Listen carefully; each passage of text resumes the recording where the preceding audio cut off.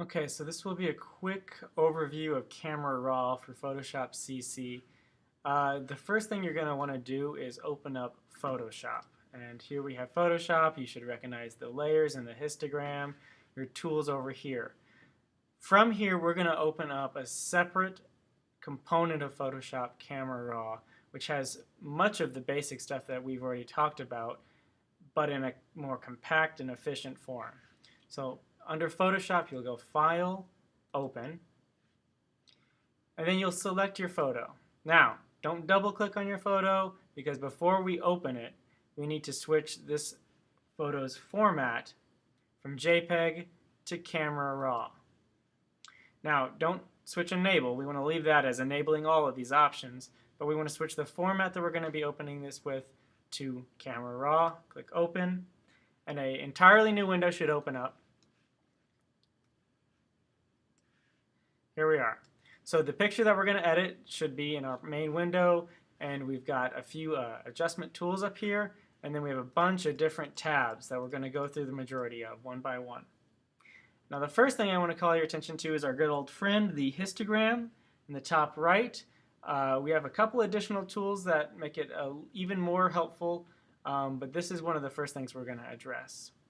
So let's just start going through these tabs. The first tab is Basic. Under Basic, we have our white balance adjustment. So this picture isn't too far off, but we can warm a picture up. Ooh, let's turn that off. Warm a picture up or cool it down as we need to correct. If anything, actually, it was looking kind of nice warmed. Then we move on down through here. Exposure does what you think it does. It will either brighten or darken an image to kind of replicate differences the camera would have made with exposure. Contrast, so our values, watch the histogram for this, our values will either become more extreme, more white, more black, or we can bunch them more towards those mid-tone values. You know, in this particular image, I would say we could probably bump just a little bit. Highlights deal with the highlights, you know. Our shadows here are completely unchanged, but my highlights are changing a lot. Shadows, well, deal with the shadows. Again, the highlights stay untouched. Whites and blacks, and even more extreme of the previous two, whites are going to deal with only the top percentage of our histogram values. Everything else stays relatively neutral. Blacks, same thing.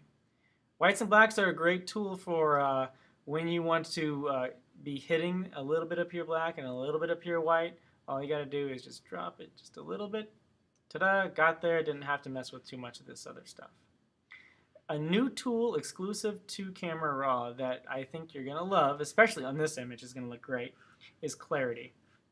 I'm going to go ahead and raise my shadow so we can see some of this stuff down here. Clarity is going to make things that are similar either more different or more similar. Let's zoom in on a specific area so you can see what it's doing on a technical, and then we'll move to how it's being applied to the photograph. So clarity, if I turn it up, look at the very subtle differences in some of these values. This isn't a particularly large image. In fact, it's really pretty small. So we are getting a lot of JPEG artifacts, but watch the values become a little bit more different, a little bit more contrast here, or smoothed out. As it applies to the image, all these textures and highlights on these rocks will go from being washed out to very, very prominent. Now, rarely are you going to go in either direction 100%, and almost never would you go down here. But I think when you're trying to bump detail and contrast, get a more gritty look to it, Clarity is an awesome quick tool. Vibrance, another helpful tool for this image. Again, we already know about that from the adjustment layers. Vibrance is going to deal with our colors. Our more neutral colors will be quickly affected here, and with saturation, all colors are going to be, affected. And we can see that saturation bumped even a little bit. It's already blowing out like crazy, these yellows. So for this image, if I want to play with the color, my go-to is definitely going to be the Vibrance slider. So that's the basics tab. The next one after that is going to be your tone curve. Very similar to the curve adjustment layer, but in reality, you probably already made all the adjustments to your value and contrast that you needed to, so not likely you'll even need this. After that, it's detail, where we have sharpening. Sharpening does not make a blurry picture sharp. It will take already sharp detail and make it sharper. All right, this image is really too small for you to appreciate what it's going to be doing. But to a negative effect, we can see what's happening. The JPEG artifacts that existed on this glass, or not glass, ice, have been blown way out of control. Gosh, I really don't feel like you're going to appreciate this. Way too small of an image, honestly. What probably could be used, though, is noise reduction. So noise reduction's intended purpose is to smooth out some of the graininess that you get from high ISO in your camera. You know, when you have a dim picture, and you had to brighten it a lot, or, you know, you had to crank your ISO to 800, 1600 in this case. Noise reduction also has a decent effect at blurring out some of this JPEG artifacts, which you won't normally encounter because you're not pulling pictures illegally offline like I did. But you can see it smooths pretty darn quick some of that stuff that was really pretty objectionable. You can also then go back and say, well, I want to keep quite a bit of the detail and contrast. You can adjust also if you're getting weird dots of weird colors, which is sometimes the case with camera noise. It's not so much brighter or darker, it's just like weird flecks of purple and green thrown in there. The color one would be appropriate for that, but that's not really the case here. But you can see that it's helped. You know, on the detail, not going to make a big difference, but on these smooth textures, it helped quite a bit. But in reality, its main purpose, again, is for actual noise. Moving on to HSL and grayscale. This is going to be really helpful again. So convert to grayscale does the same thing as the black and white adjustment layer. It makes it black and white. With the added advantage of being able to control individual colors value. Okay, as you certainly can see it there on the yellows. This particular image would be ridiculous to make black and white because, well, it's a sunset. And I've lost my mouse's connection, but there it's back. Okay, the other advantage of this, though, is hue, saturation, and luminance, HSL. So hue, we can change the color of things. Our purples are not purpley enough. Well, we can shift them towards blue, or we can shift them towards magenta. Yellow to yellow, well, we can shift it towards orange, or we can shift it towards green. Green, of course, would be pretty weird in this case. And my mouse has died again. Ooh.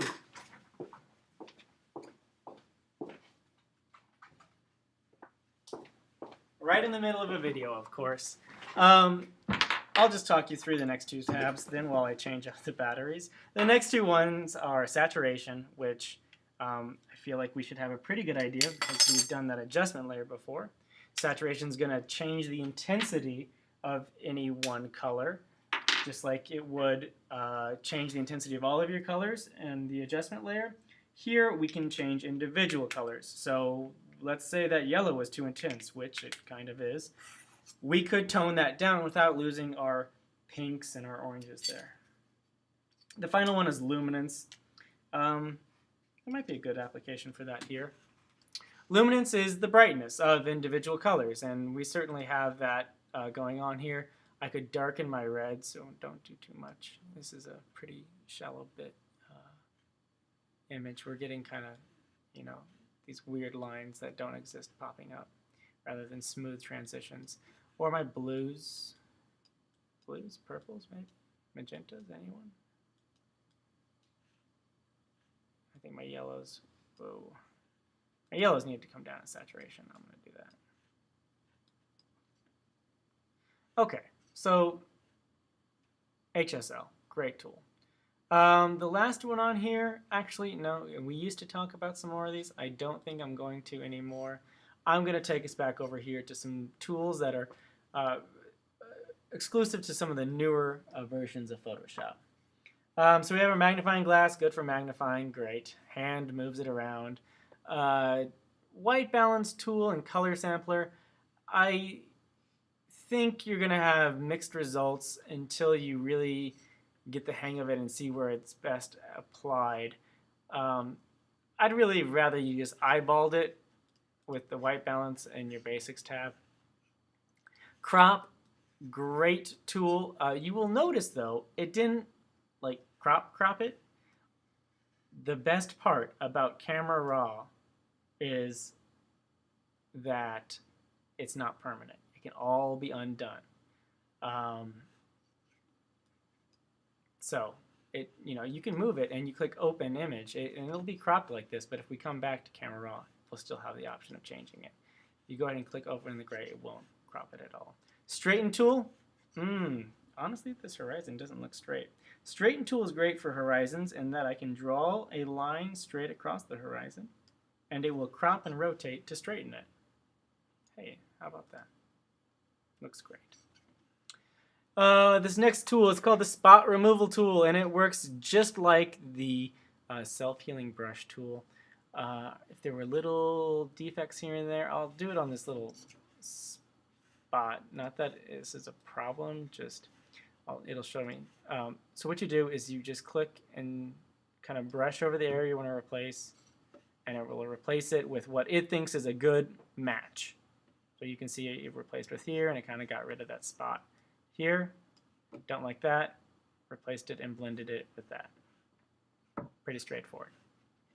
I honestly don't like it as some of the other methods that you have in your standard Photoshop, but red eye shouldn't be a factor because you're turning your flash off, but then we move on to the best part of Camera Raw, our adjustment brush. So all of the stuff that we've seen in our basics and detail tab is back, but it's in a brush form. White balance, exposure, contrast, clarity. We have our saturation, sharpening, noise reduction. All of that can be applied locally now. So, sky too bright, we could darken it specifically without affecting any other image. Let's say down here is a little too dark, which it is. I don't know if you guys are going to be able to see that. So I can brush in to make this brighter. And the really great part is that if I decided it needs to be even brighter afterwards, I can go in and brighten it even more afterwards. Of course, that's too much, but that's all right there. I could do that for all of these different settings. Maybe I want to add a new setting. So you'll see it's gotten rid of this one. And we're moving on to a new one where we're going to be increasing clarity of the sky. Oh man, I think we can get away with cranking this up a lot more.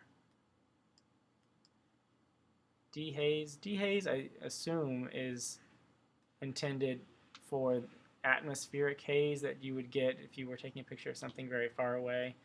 It seems like a really similar but stronger version of clarity.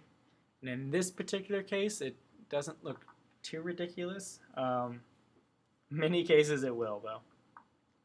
If you want to smooth out other areas too, we could throw in a little bit of actually noise reduction there to soften some of that stuff. The possibilities are endless.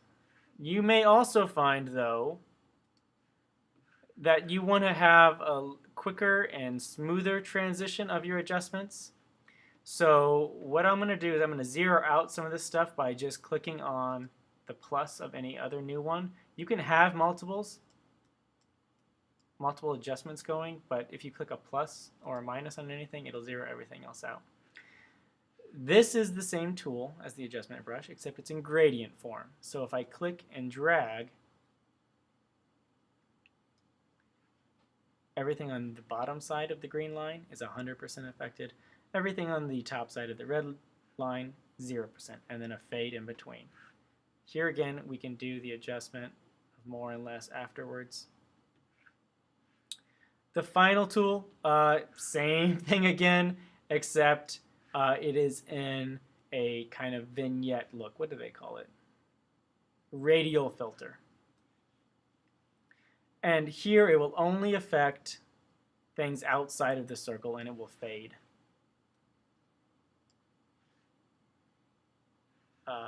along that circle. And the feather of that fade, so fade, you can think of feather as, is controllable here, whether you want it very little fade or a lot of fade, or about where it was. Oh, and you can also switch from outside to inside, but we're going to keep it on outside. Other things you need to know.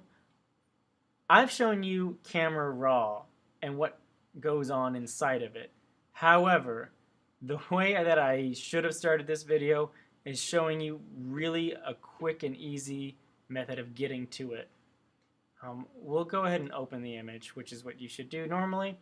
The problem with the way we did it before, though, is now if I want to go back to Camera Raw, I can't. I'm done with it. I can open this picture back up in Camera Raw, but my settings won't be there.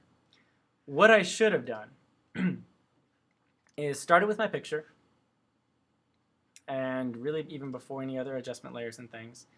What I should have done is duplicated the layer. I can just right-click, duplicate layer. Now I've got two versions of this layer. The bottom version will remain untouched, and the top version, I'm going to convert it to a smart object. Again, right-click, convert to smart object. And then I'm going to go Filter, Camera Raw Filter. And I can do everything that I want to do to this picture, including ruin it. And it was already messed up, but now it's really ruined. I hit OK, and I have it now in Photoshop. I can continue doing things that I want to do. If I decided, no, I want to go back to my original, well, I still have my untouched original down here. But if I want to go back to Camera Raw, because this is a smart object, if you click on this little icon right here,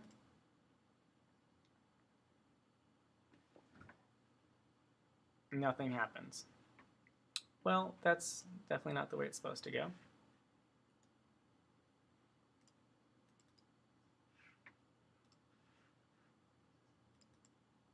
Oh, okay.